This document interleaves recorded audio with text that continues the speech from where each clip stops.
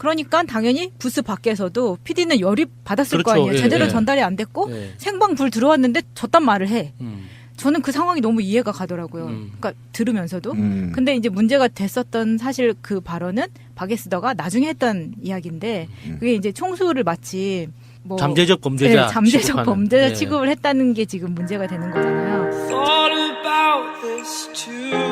교통방송 TBS의 김어준의 뉴스공장에 KBS 기자가 나와서 KBS의 미투 운동을 이야기합니다. 그런데 그 기자가 김어준에게 그런 얘기 한 거죠. 미투에 대해서 김어준 씨는 나는 그 상관없다. 이렇게 하니까 있는지 없는지 우리가 한번 봐봐야겠다. 이렇게 얘기를 그렇죠. 하는 이 과정 속에 그 센텐스가 문제가 된 거죠. 그러니까 그거 하나 하고 그러면서 이제 그렇게 출연하신 그 KBS 내에 미투 운동 하시는 분들이 왜 교통방송 나오는지 모르겠지만 어마어마한 큰 기업에서 어디 골목 상권에 들어와 가지고 출연하는 건지 모르겠는데 그 과정에서 이런 게 있었나 봐요. 저는 뉴스공장을 사실 많이 들을 시간이 없어서 그냥 못 듣는데 출연자들이 방송 협찬이라든지 이런 분들 이렇게 사명 고지해 주는 게 있나 봐요. 네. 그 일종의 전통 같은 거지.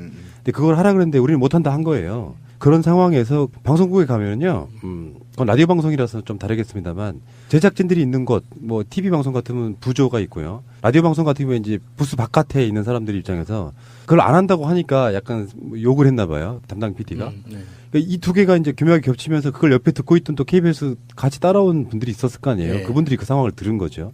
그러니까 이제 이게 담당 PD는 이제 직위 해제되고 그리고 이제 그 박에스더라고 하는 기자는 지금 악플에 시달리고 이런 상황이 됐는데 아쉬운 게 TBS 교통방송이 평소에 있는 공익 광고 외에는 광고를 못하게 돼 있다고 하더라고요. 그래서 명절 연휴를 비롯한 정해진 날짜가 있어요. 그 정식으로 광고할 수 있는. 그래서 그때 출연한 게스트들한테 광고 협찬 멘트 있잖아요. 그거를 읽어달라고 부탁하는 게 일종의 뭐 암묵적인 협의, 작은 이벤트 이런 분위기였거든요. 근데 이제 평소에 계속 꾸준하게 이제 뉴스 공장을 들어오던 청취자 중에 한 명으로서 굉장히 좀 좋아 보였거든요. 게스트들이 뉴스 공장이 잘 되길 바라는 마음으로 협찬 멘트를 읽어주는 거잖아요. 그런데 그 당시 그 청취자들 이야기로는 KBS 기자들이 우리는 공영방송 소속이기 때문에 우리의 공영성을 해칠 수가 있어서 광고 멘트를 읽을 수 없다고 했다는 거예요. 제가 뉴스공장을 잘 듣지 못하는데 공교롭게 제가 들었던 방송인 거예요, 이게. 네. 근데 당시에 분위기가 어땠냐면 아니 이 정도 이야기는 밖에서 다 사전 협의가 돼서 거기서 우리는 못 읽으니까 뭐 총수한테 읽으라고 하든지 그렇게 했었어야 되는데 막상 생방에서 우린 이렇게 하니까 못 읽는데요? 이렇게 나온 거예요. 네. 그러다 보니까 듣는 사람도 뭐야 이렇게 된 거죠. 그러니까 당연히 부스 밖에서도 PD는 열이 받았을 거 그렇죠. 아니에요. 예, 제대로 예. 전달이 안 됐고 네. 생방 불 들어왔는데 저딴 말을 해. 저는 그 상황이 너무 이해가 가더라고요. 그러니까 들으면서도. 근데 이제 문제가 됐었던 사실 그 발언은 박에스더가 나중에 했던 이야기인데 그게 이제 총수를 마치 뭐 잠재적 범죄자 네, 잠재적 취급하는. 범죄자 네. 취급을 했다는 게 지금 문제가 되는 거잖아요. 저희가 남성을 적으로 만들겠다는 것이 아니고 남성분들 중에는 각오해라라고 생각하고 큰일 났네 이렇게 생각하시는 분들이 있을 수도 있는데 혹시 공장장님께서도 조금 이런 이야기를 해요. 그러면서 약간 김어준이 과거에 성추행을 저질렀던 게 아니냐라는 취지의 질문을 하는 거죠. 김어준이 저는 그런 적이 없다라고 얘기를 하는데 단호하게 얘기했죠. 네. 근데 박에스더 기자가 그걸 인정하지 않는 것처럼 미투에서 취재를 해봐야겠는데요. 과연 그런 적이 없었는지라고 이야기를 하는 거예요.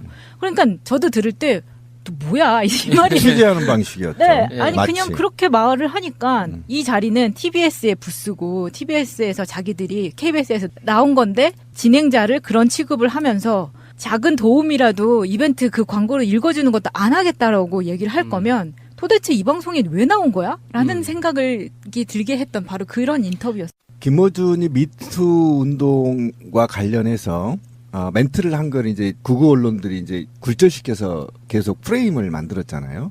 그러니까 거기에 연속선상에 있었다는 데서 위험한 질문이었다는 거예요. 마치 사회적으로 지금 미투 운동을 김어준이 정치화시켜가고 뭐 결국은 진보를 분열시키는데 악용할 거다라는 플레임이 완전히 굴절돼서 지금 구구나 저쪽에서는 다르게 사용되고 있거든요. 근데 그런 거에 연속선상에 있어서 굉장히 위험한 발언을 해버린 거예요. 예, 그 박에스더 기자가 그 사람은 의도한 게 아니겠지만 그렇지.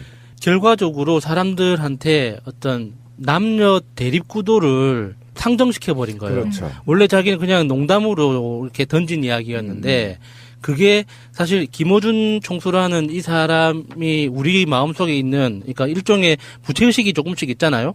낙검수로부터 시작한 그래서 지금 이명박이 구속 직전까지 오게 된 이런 낙검수 멤버들에 대해서 뭐 고마운 마음과 어떤 뭐라도 좀 지지하고 싶은 마음이 분명히 있는데 그거는 온데간데 없이 잠재적으로 너는 남자이기 때문에 문제가 있을 가능성이 있다라고. 라는 이 뉘앙스를 꺼내버리는 순간 박에스터 기자의 의도와는 상관없이 미투 운동을 남성 대 여성의 구도로 만들어버린 거예요. 그러니까 듣는 사람은 본능적으로 불쾌한 거지. 그러니까 그게 듣는 네, 사람이 그렇죠. 남자든 여자든지 맞아. 미투의 본질하고 아무 상관이 없으니까. 제가 정리 한번 해볼게요. 제 입장에서. 첫 번째, KBS PD는 사실 TBS가 되게 우스울 정도로 규모가 완전 비교가 돼요. KBS 기자 입장에서 보면. 시설 규모를 말하는 그런데 거죠. 지금 방송 민주화가 되고 그러면서 이제 다른 방송에 출연하고 이렇긴 한데 자기네들은 그런 약자에 대한 걸 다룰지를 못해 아직까지도. 못했죠, 아직도. 그러니까 정말 군소 방송, 교통 방송이에요. 서울시에서만 나가는 서울에서만 나가는 교통 방송이에요. 일종의 거만함일 수도 있어요. 솔직히 말하면 연대 개념이 좀 있는 사람들이라 그러면 내가 도와줄게 해서 막 협찬 더 일부러 해줄 수도 있고 그거 안 하는 사람들이 이게 좀 사람의 가벼움 또 박에스터라고 하는 특정 기자의 예전의 보도들 노무현 대통령 때를 보면 또 노무현 대통령 비판 같은 거 엄청 하신 분들인데 지금 나오셔가지고 김어준 총수에 대한 이야기를 할 때 이렇게 하면 돼요. 앞으로 그렇게 상대가 말하면 그렇습니다. 김어준 총수 같은 분들은 안 그러실 거라고 믿습니다. 하면 끝나는 문제였단 말이죠. 근데 거기서 자기가 굳이 그렇게까지 꺼내면서까지 이야기를 꺼내는 건 사실 사적이었다는 거예요. 불필요하다는 거죠. 그렇죠. 그것이 대본에 있었을 리도 없고요. 근데 그게 말을 좀 잘 꺼냈는데 우리 권 PD가 사실은요. 이거 그냥 농담으로 넘어갈 수 있어요. 그죠? 보통 때였으면 넘어갈 수 있어요. 더 심한 말도 넘어갈 수 있어요. 왜냐하면 김어준의 캐릭터가 유머가 있기 때문이에요. 넘어갈 수 있었는데 왜 이번에는 넘어가지 못하느냐면 사회가 지금 굉장히 미투 운동으로서 경직돼 가고 있다란 말이에요. 그리고 이 부분이 아까 우리 야수님이 얘기한 대로 남자를 잠재적 범죄자로 다 취급해버리는 것들을 비롯해서 모든 게 지금 문제란 말이에요. 그리고 지금 서거리 기자 같은 경우가 문제가 생긴 게 뭐냐면 사실은 기자가 기본적으로 갖춰야 될 기자 윤리 강령 플러스 확인. 그러니까 사실 확인. 기자라면 사실 확인 미친 듯이 하고 그것이 OW1H라는 거에 부합해야 되거든요. 정확히 그게 기자거든요. 그런데 그것에 한번 잘못해서 미투 운동이 마치 그 미투 운동 전체가 방향이 틀어져 버린 역할을 했는데 거기다가 박에스더 기자가 또 더 연거서 사회적으로 완전히 미투 운동을 굴절시켜 버리는 역할을 했다는 데 대해서도 미투 운동 측면에서도 좋지 않고요. 맞아요.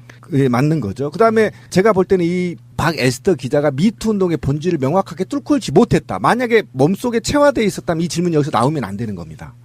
예. 제가 그걸 지적하고 싶다는 거예요. 그래서 저는 기사는 누구나 쓸 수 있다. 근데 기자는 누구나 될 수 없다. 이게 저 이번에 뼈저리게 넌 느꼈다. 예. 이 박에스더 기자가 이 발언을 이렇게 터뜨린 것은 이건 굉장한 폭력이거든요. 어떻게 보면 폭력이죠. 예. 이게 그런 성추행보다 시각도 더 심한 있습니다. 예, 폭력이고요. 맞습니다. 예. 이런 사람들이 사회적 소수 약자를 대변해서 무엇인가 프로그램을 만든다는 것 자체가 언어도 아니고요. 하면 안 되는 사람들이에요. 이런 사람들이 손댈 게 아닙니다. 이런 거는. 지금 뭐 박에스더 기자가 과거에 했던 행적들이 속속들이 올라오면서 지금 좀 곤란한 입장이 있을 것 같은데 예를 들어서 미시 USA 같이 우리 미국 교포들이 있었던 그런 방송에서의 이야기를 보면요. 이명박근혜 시절에 교포들이 모여서 시위를 하면은 거기에 빨갱이라는 말을 직접 했다는 거예요. 그 목격담이 올라와 있기도 했었고요. 박에스더가요? 네. 그리고 실제로 그 당시에 라디오를 진행을 할 때는 노무현 대통령이 라고 이렇게 얘기를 했지만 이명박 할 때는 이명박 대통령께서라고 존칭이 완전히 달랐다는 거예요. 그래서 2008년 당시에 이 박에스더 기자에게 민원을 요청하는 글들이 당시에도 쇄도를 했었는데 그때 글들이 캡처가 돼서 지금 막 SNS에서 돌아다니고. 그러면 박에스더는 거의 그 KBS의 배현진급이네요. 뭐 그 정도는 아니더라도 어쨌든 그런 정도의 이 사람이 과거에 어떤 성향을 갖고 있는지를 볼 수가 있었던 거고 그게 저희 분석이 맞았나요? 그러니까 뭐냐면 아직 진보 민주 시대에 살아갈 수 있는 마인드와 철학이 부재하다.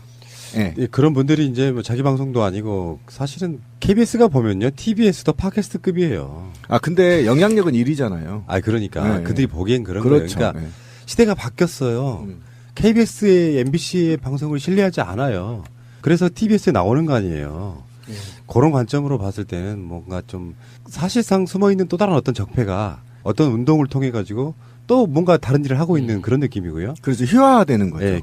KBS의 박에스터 이분이 계시다 그러면 얼마 전까지 MBC에 계셨던 바로 방송 적폐 배현진 씨는 적배. 예, 적폐? 아, 그렇군요.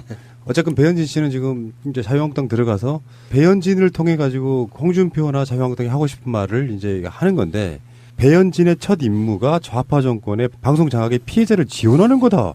이게 말인지 막걸리인지. 그러니까 문재인 정부 들어서 방송 장악을 하려고 보니까 피해자가 생겼다는 거 아닙니까? 그 사람들을 지원하는 임무를 배현진이 할 거다 이런 거거든요. 완전 지금 방송 장악을 당했다는 거를 프레임화 시키는 작업 예. 같아요. 그런 것도 공부하기. 있고요. 하나만 더 이야기할게요. 뭐냐면 이건 실질적으로 써먹을 수 있는 용도지만 사실 배현진을 송파을이 내려보내려면 각종 논란이 만들어져야 해요. 그래서 어차피 우리가 주장하는 걸 안 믿는 사람들은 빼고 흔히 말해서 오른쪽에 계신다는 지역을 향해서 배현진의 인지도를 계속 높여주고 있는 방식으로 일종의 이제 그런 식의 아젠다를 던지면서 계속 논란이 되게 만드는 이런 방식이라고 저는 일단 해요. 노이즈 마케팅. 그렇죠. 일종의 노이즈 마케팅이죠. 그러니까 이 조직 자체가 배현진을 위해서 만들어 준 거죠. 그러니까 배현진을 입당시켜 가지고 환영회까지 열어줬는데 그 이후에 배현진이 할 일이 있어야 되는 거예요. 그래서 배현진에게 어떤 이런 위원회 하나를 만들어서 위원장직을 주는 거는 성급하거든요. 그러니까 일단 방송 장악, 그러니까 문재인 정권이 방송을 장악하고 있다라는 기본 프레임 안에서 배현진한테 일종의 트레이닝이 필요한 거예요. 이 사람이 정치 활동을 한 번도 안 해봤기 때문에 실제로 정치 활동이 이런 거다. 그래서 이런 식으로 노출이 되고 이 당원들하고는 이런 식으로 협조를 해서 당무 활동이라는 게 이루어진다라는 걸 훈련을 시켜야지 실제로 선거에 나갔을 때 써먹을 수가 있는 그러니까 내일의 정미용을 키우고 있는 겁니다. 아우. 맞습니다. 거죠. 예. 자, 근데 여기서 지금 자유한국당이 이 좌파 정권 방송 장악 피해자 지원 특위를 구성하면서 내놨던 말이 완전 코미디예요. 전이인호 KBS 이사장, 고영주 방송문화진흥회 이사장, 강규형 KBS 이사 등 문재인 정권 언론노조 피해자를 지원하고 방송계 미투 피해자 등을 지원하기로 한다. 그러니까 지금 여기에 고영주, 이인호, 강규영 이런 사람들이 문재인 정권 언론 노조 피해자예요. 일단 그렇게 규정하고 있는 것 같습니다. 근데 그 추가로 그 합류되는 그 피해자 대책위원회 추가로 합류되는 인사들도 좀 불러주실래요? 그 할 얘기가 있어요. 아, 여기에 이제 특위위원장으로요. 그렇죠. 서울신문 기자 출신의 박대출 의원, 이분은 이제 은행에 가면은 대출 잘 나온다는 네, 거 그냥 막 나온다는 거예요. 네. 막 대출. 네. 그리고 간사에는 유명한 민경욱 의원, 여러분 이름을 반드시 기억하십시오. 그리고 조선일보 편집국장 출신의 강효상, 그리고 강효상. 네. 그리고 김진태, 전희경 네, 의원이 위원이죠. 아, 진상들만 모아놓는 자 이제 이 이름을 기억하셔야 돼요. 박대출, 민경욱, 강효상, 김진태, 전희경? 친박이요? 그렇죠. 친박과 MB 때 방송을 장악했던 자들입니다. 그리고 종북 메카시를 확산시켰던 주 장본인들이고요. 사회 정의를 취재하는 데 있어서 방해했던 자들이거든요. 세월호니 천안함이니 모두 다. 그런데 그들이 한 곳에 모였어요. 아싸. 와, 대단하지 가들이네. 않습니까? 네, 가들입니다. 근데 저는 계속 항상 네. 배현진을 주목하고 있는데 네. 배현진은 이제 이 특위를 통해서 정말 화들짝 놀랄 겁니다. 정치가 이런 거구나. 그렇지. 이게 보통 이렇게 언론을 통해서 노출되는 정치인들의 모습을 보면 이게 항상 정리되고 갖추어진 모습만 보잖아요. 근데 현실에서의 정치는 정말 당이라는 곳은 당을 어떤 욕하는 게 아니에요. 당은 당원한테 임무만 주지 그 임무 외에는 아무것도 안 줍니다. 내가 해야 돼요. 내가 먹는 거, 이동하는 거, 입는 거, 이야기하는 모든 소요되는 비용을 내가 책임져야 되는 거예요. 그러니까 배현진은 거기에서부터 아마 멘붕이 올 거예요. 내가 지금 무슨 짓을 하고 있는 건가. 네. 이게 한번 해보면서 나중에 지방선거 할 때 보궐선거 같이 하잖아요. 그때 배현진이 실제로 출마할지 안 할지 이번에 배현진이 한번 트레이닝을 겪으면서 깊이 고민을 하게 될 겁니다. 이번 기회로. 그러니까 그 이명박근혜 정권의 방송 장악 그 기간 동안 가장 특혜를 받고 수혜받은 사람이 배현진이에요. 맞아요. 예. 햇수로 8년, 이명박근혜 9년이잖아요. 그 시간 동안 그렇게 특혜를 받았던 자예요. 배현진이라는 이분이. 근데 사실 나는 이 사람 목소리도 몰라. 내가 말했잖아. 예. 그들만의 리그에서 그렇게 특혜를 받다가 그래서 공정성이 심하게 의심되는 여러 가지 방송들의 주요 적폐 중에 한 명이었던 사람이 그 자리가 물러나면 이게 탄압이 돼버려요. 지금 그 면면들을 보면 지금 그런 거 있잖아. 막 박대출이네, 민경욱이네, 강효상이네. 이인호, 고용주. 이런 사람들을 이렇게 보고 있으면 자기들이 누릴 때는 그게 정상적인 거 공정방송이고. 그래서 그렇게 하면 되겠냐. 그래서 공정방송이 아니라는 건 여러 가지 증빙 등을 통해 나옵니다. 보도량, 예. 뭐 어떤 기계적 균형이라도 뭐 지켜주려고 한 노력들. 그래서 어마어마하게 그렇게 적폐 방송, 그러니까 표현도 좀 그렇다. 적폐란 말이 요즘에 하도 많이 쓰여가지고. 기레기 방송이라고 합시다. 그러니까 말도 안 되는 보도를 했던 그 장본인들이 정권 밖에서 그 자리를 내려놓으면 나는 이명박과 똑같은 구조예요. 그동안 정말로 죄송하게 생각한다. 어쩔 수 없었다. 조직원으로서 이렇게 내려놓고 자기 반성을 하기 시작하면요. 배현진도 또 다른 어떤 직책이 생길 거예요. 예. 맞아요. 근데 그렇게 황제처럼 굴었던 바로 이분께서 자유한국당 들어가가지고 언론 탄압 받았다고 말을 하면 누가 믿겠냐고. 그런데 저는 그 전에 어쨌든 이 조직에 새로 만들어진 조직에 구성원들을 보면 종교와 교묘하게 말려 있고요. 그러니까 권 PD가 말을 잘했는데 배현진 정도면요 사과하고요. 다시 자기의 포지션을 맡을 수 있는 위치에 있는 사람입니다. 그리고 우리 국민은 거기에 대해서 충분하게 용서할 수도 있어요. 배현진 정도는. 하지만 하순이었으니까. 근데 저는 왜 이들이 한 곳에 모여 있냐 이게 저는 중요하다고 생각하는데 이들이 지하철을 타든 집에를 가든 지인을 만나든 동창을 만나든 부끄러움과 두려움. 그렇죠. 두려움이 있겠죠. 그다음에 매일 대화 중에서 그들을 현재의 문재인 정부의 정책들 적폐들을 얘기하면 이들이 대상이거든요. 그럼 거기에 거꾸로움, 뒤통수 가려움, 뭐 이런 곳이 굉장히 내면화시켰을 가능성이 있다. 그래서 그들이 살아남을 수 있는 방법. 그러니까 이거를 저는 존재의 소멸 과정이라고 얘기하고 싶어요. 그러니까 우리가 두려워할 필요 없다. 배현진이 전 당선될 리도 없고요. 단지 배현진이 아무리 성장해봐야 미래의 정미용이 될 수밖에 없는 상황이 도래됐거든요. 그런데 적폐 세력들이 완전히 핵심 코어들, 그러니까 상식을 완전히 비참하게 망가진 자들, 그렇죠? 그다음에 이들이 사회를 파괴하는데 공격수로 활용했던 자들이 모여서 결국은 조금씩 존재를 소멸시키는데 함께 몰살당하고 싶어서 지금 모여 있다. 네. 그렇게 보시면 될 것 같다 저는. 네. 배현진이 한 말 한 번 마지막으로 정리해 드릴게요. 파업에 반대한 제 동료는 세상이 알지 못하는 부당한 일들을 온몸으로 감당해야 하는 처지가 됐다. MBC 안에서 각자 생각과 의견이 존중받을 수 있는 자유는 사라졌다. 이런 현상이 비단 저희 방송사만의 문제는 아니었다라고 생각합니다. 그냥 깡욕 한마디 하고 끝내죠. 아이 진짜.